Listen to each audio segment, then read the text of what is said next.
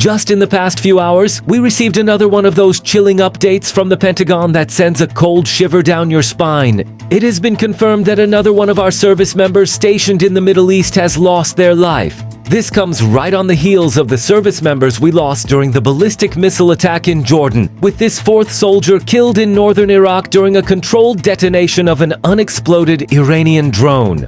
CENTCOM immediately released a statement. For 9 consecutive nights, we've been relentlessly pounding Iranian targets, everything from command centers and missile facilities to communication networks and maritime assets. So on the ground, there is massive military activity. But what is really happening behind the scenes? Are we truly in control as they claim, or are we being dragged right back into an endless Middle Eastern quagmire? Today, we're going to take a hard look at this escalating conflict in the Middle East and break down the claims and both sides of the coin. So grab a seat and let's dive right in. Now let's take a look at the statements coming out of Washington. President Trump stated, "We feel very badly, but those great patriots were out there fighting so that Iran cannot have a nuclear weapon. Iran has been very badly damaged militarily. We control the strait, they don't control anything." He even added that if Iran fails to reach a deal, the targets will escalate this week to include power plants and bridges. Meanwhile, Secretary of State Marco Rubio emphasized that we remain open to diplomacy, but Iran must first stop attacking ships in the Strait of Hormuz and fundamentally change its behavior. On paper, Washington is putting on a display of unwavering resolve, laying its weight on the table and projecting the image of a dominant superpower. But here's the real question. Haven't we seen this exact same film before? We're told their military is crippled and they have nothing left, yet the very next day, another missile hits one of our bases and more flag-draped coffins of young American soldiers arrive back home. When you look at the other side, at Tehran, you see a completely different picture. Iranian negotiators are stepping in front of the cameras and taking a hard line. You can neither threaten us nor bribe us. Our people have endured 2 decades of sanctions for this enrichment capability, and our scientists have shed their blood. They are explicitly saying, our enrichment is not for sale. And folks, that is the core issue right here. While the US views this as a matter of regional security and freedom of navigation, the regime in Iran has turned it into an existential fight for survival. Think back to last year's 12-day war and the strikes on their nuclear sites.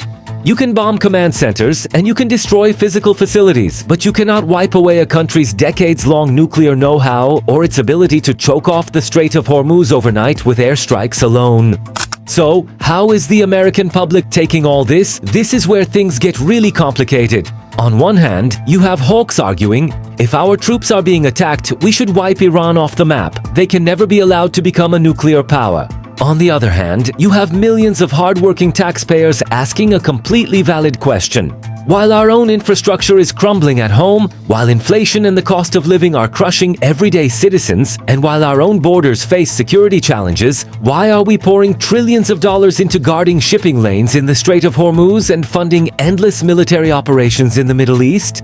Look, as always on this channel, I want to keep it real with you. A strong defense and military power are obviously essential for deterrence, and protecting global trade is a geopolitical reality for the US. Denying that would be absurd. But framing every single military operation as a glossy PR campaign while ignoring the real human and economic costs on the ground is just as wrong.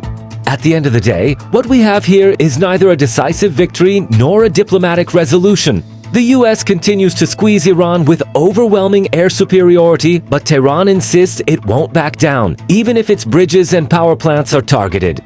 Israel is on high alert, and the entire region is walking on eggshells. As an American citizen, my hope is that our leadership maintains military deterrence without falling into complacency, and that this escalation is resolved through strategic diplomacy before it spirals into a full-scale regional war.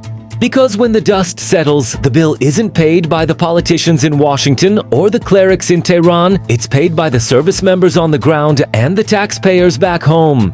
That's all from me today, guys. What are your thoughts on this? Is the US taking the right stance against Iran, or is this escalation a warning sign of a much bigger disaster?